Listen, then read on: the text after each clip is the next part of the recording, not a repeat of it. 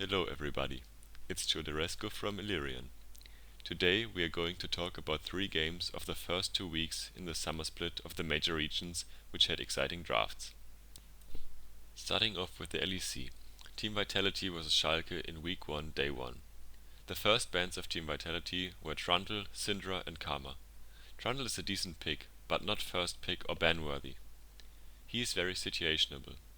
Syndra is a 5 position flex pick, but competitively mostly played bot and mid lane. Karma is a 4 position flex pick. You ban those champs if not all members can execute that pick correctly. The first bans of Schalke were Varus, Kalista and Thresh. Varus and Kalista are very good first picks because they are the best and second best bot laners in the game right now. Thresh is pointed to Labrov's champion pool since he is a Bard and Thresh 2 trick in solo queue. Thresh shouldn't have been banned, because he can't be blind picked. There is counterplay and normally he is only a B4 or B5 pick, meaning they could have banned him in the second ban phase. They should have banned Yuumi or Soraka. B1 Yuumi is one of the best choices for Vitality. Soraka would have been an option, but all teams don't feel comfortable playing her.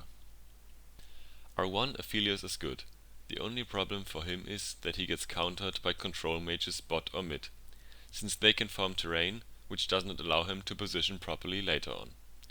R2 Graves is questionable, because Yuumi indicates that Ezreal will be picked, which will hinder Graves to stay close ranged, since they have poke, slows and range. B2 Ezreal gets picked, which is pretty standard, as mentioned before. B3 Azir is a control mage, who will counter Aphelios in teamfights, as explained earlier. In addition, he is a good blind pick mid lane, since his only real counters are Varus, who is banned, Vel'Koz and Xerath, which are not played by most of pros. R3 Lulu is a perfect match for Aphelios, to enable and protect him. Schalke bans Jarvan and Olaf. Jarvan is dysfunctional in Vitality's team comp, since they want to kite back and poke, but Jarvan wants to all in. On the other hand, Jarvan is very powerful against Aphelios and Lulu, since they are both immobile. That's why this ban is kinda reasonable. Olaf makes no sense, because Vitality needs peel or split push. He would be counterintuitive because he doesn't provide them with anything they need, like CC or split push. Team Vitality bans Wukong and Echo.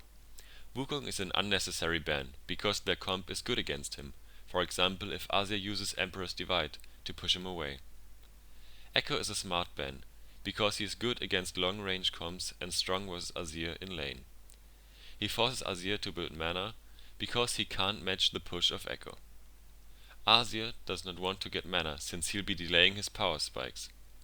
Echo can pressure from long range because of his parallel convergence. That's why he is good against Azir, Yuumi and Ezreal. R4 Zoe is stronger than Azir, but not strong enough to make him wanna cry. Her strength is to poke, but the enemy team is superior in that playstyle. Also, Schalke's comp does not play for poke, but for 5v5 fights. She can't match the power of Vitality's team. Before Skarner is a double-edged sword. He is weaker in the early jungle, he can get invaded and has no pressure for objectives, but in skirmishes he is very effective, because Graves act like an assassin in those situations. With Yuumi, he can easily find picks to punish missteps of the enemies. Skarner forces the enemies to get QSS, which gives magic resistance and counters Azir, Yuumi and Ezreal, and the next pick on. After the enemies get QSS, Skarner is non-existent. B5 Ornn's positive aspects are that he is a good late game insurance policy, gives engages and disengages, plus a lot of CC. He is also the best blind pick for top lane in this patch, since he has no losing matchups. The downside is that the full comp of Team Vitality is AP now, besides Skarner, who deals no damage. R5 Maokai makes no sense at all, because he is easily kiteable, which comes with the same problems like Graves. His only hard engage, Twisted Advance, is very short ranged, and he should in theory not be able to get close to the carries of Vitality. Schalke would have needed a 100% hard engage or a split push like Fiora or Camille. In conclusion, there should be no way that Schalke wins this game, because they get outscaled and their comp is a mismatch to the Vitality comp. They have no way to reach the backline of Vitality and can't compensate their poke. The next game is the second game in the second series of the split Dragon X vs T1. The first bans of T1 were Syndra, Yuumi and Trundle. That is interesting because they prioritized Zed over Syndra or Yuumi, which are both better first picks than Zed. Dragon X bans Varus, LeBlanc and Wukong. LeBlanc is a target ban against Faker, which makes absolutely sense because Faker plays her on such an insane level that she appears to be broken. Normally Kalista or Aphelios would have been better. Wukong is more of a counter pick and he gets countered easily, which means it is better to ban him in the second rotation. B1 Zed makes no sense, because now Dragon X is able to counter pick T1. Also, picks like Aphelios, Karma and Kalista were open, which are way better first picks. R1 Ezreal, R2 Karma are insanely good picks because it guarantees a winning bot lane, and counters Zed because Ezreal can slow him later on and Karma speeds everybody up. They both provide insane utility against Zed. B2 Nautilus, B3 Kalista is a huge gamble and sets T1 on a clock, but Kalista is probably the best option against the timer because she provides a lot of early pressure and objective control. Taric would have been better for a support because Nautilus has the same problem as Zed. The only option Nautilus has is to get insane engages with Kalista's Fate's Call. R3 Graves is probably the best pick for Dragon X, since T1 needs to get close, which enables Graves. He is also another champ that secures late game advantages for his team. T1 bans Twisted Fate and Jace. Both bans are okay. Twisted Fate gets banned because they probably know that they want to pick Azir next, who gets countered by Twisted Fate. Jace is a favorite of Doran and would beat Zed. Dragon X bans Nidalee and Cannon. Nidalee is able to power farm and can match Graves' clear speed. Counters Graves in 1v1 since he is good against AD champs because his quick draw passive. Also, the other champs give her a good gank setup. Honestly, I have no idea why Cannon gets banned, so I can't tell you why it would be good or bad. Maybe in scrims this champ popped off. R4 Ornn is always good. He also counters Zed and provides engage and disengage, which cooperates with their team comp. B4 Azir is a good blind pick, one of Faker's comfort champs who provides wave clear and is able to deal a lot of damage in later stages, so he can try to match the late game strength of Dragon X. B5 Camille drafts T1's win condition for the late game.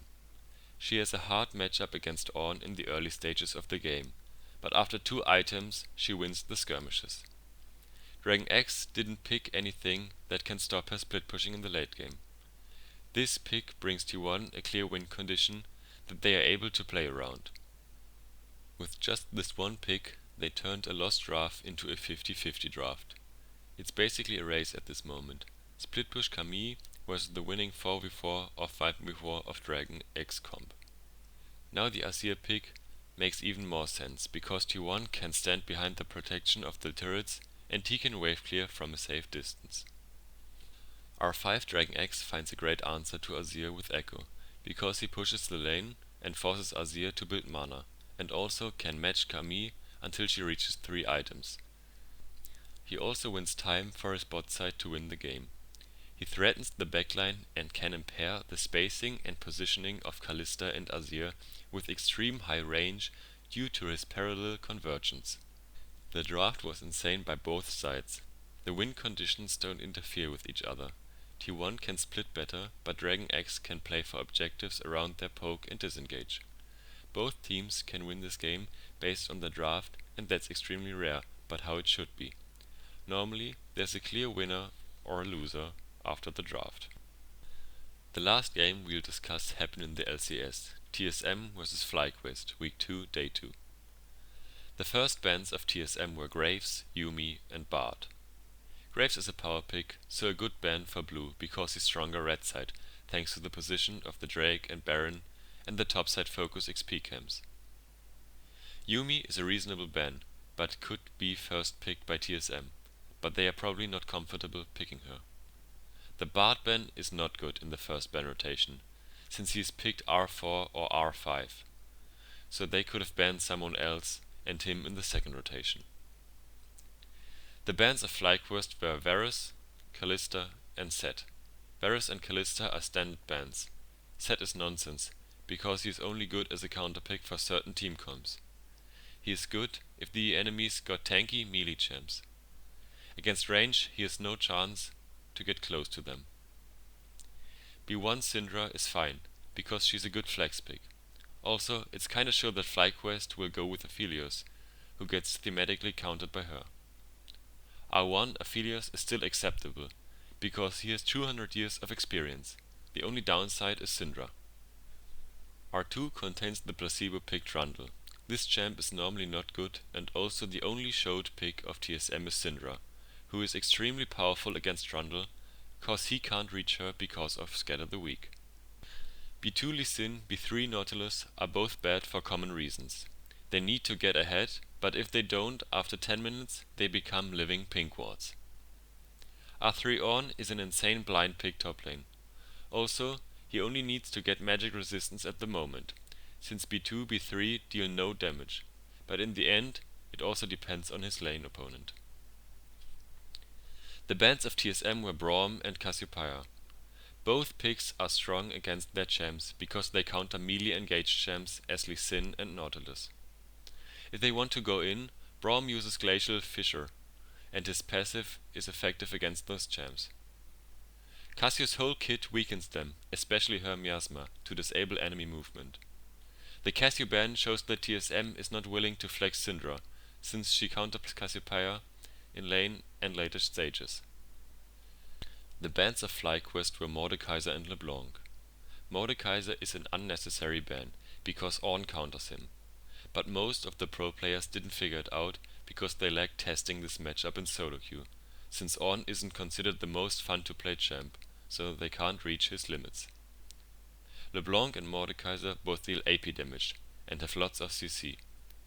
It would be favorable for Flyquest if TSM picked those kind of champions, because they would just build QSS, get magic resistance, and with the current picks of TSM, they would counterpick themselves if they would go for those champs. Additionally, with those picks, the high probability for Flyquest team members to build Merc Treads would endanger the success of TSM's whole team comp. R4 is the Igna special. Instead of picking an enchanter to have a free win in lane and outscale the opponents, he chooses a skill matchup with Leona. Now that drafts get out of hand, TSM digs their own grave by picking two short-ranged AP Bruiser CC tank champs, with B4 Volibear and B5 Fiddlesticks. This is just what I explained with Mordekaiser and LeBlanc. Now it is completely irrelevant what Flyquest picks for R5. TSM's comp is insanely AP heavy, so Flyquest just needs to get mercs and stack magic resistance, and the game is basically over, since TSM has no real AD damage in their team. Even in late game, TSM lacks damage in total, because Syndra is the only relevant damage dealer, but she is not considered a hyper carry. With Fiddlesticks, Flyquest can pick a hard scaling mid laner, who can disengage and get through the laning phase properly. They could have chosen Azir, Veigar and Corki for example, and choose R5 Azir. TSM banning Cassiopeia shows that they were aware of their comp's problem, but they chose to pick the two champs that function the same way as B2 and B3 and give Flyquest the opportunity to counter their whole team easily. This game is a good example why TSM is not able to play their full potential and own expectations for the last 2 years, because it shows that their approach towards the game is suboptimal. And now the honorable mention that happened in the Oceanic Pro League between Event Gaming and the Chiefs. First, I have to say that Event Gaming played Fasting Senna in the first week. B1 Senna, B2 Wukong, B3 Maokai made it look like they'll repeat it. The enemies have blocked Ezreal R1, and it was very confusing to see Avant not banning Yuumi in the second ban rotation, because Ezreal Yuumi is very strong against Fasting Senna, because they will outscale her since she has low pressure against them, so it's a free lane. The Chiefs locked in Yuumi R4. B4 Caitlyn, B5 Taliyah was locked in. The Caitlyn Senna lane does exactly what counters Yuumi Ezreal. They push the lane hard and get fed by taking all of the tower plates, which enables them to roam with their huge lead and go around the map, taking objectives without any possible threats. This has been Resco from Elirion, and I hope you enjoyed this video. I'd be grateful if you leave any advice in the comment section below. Leave a like and subscribe. Stay tuned for more upcoming content. Bye.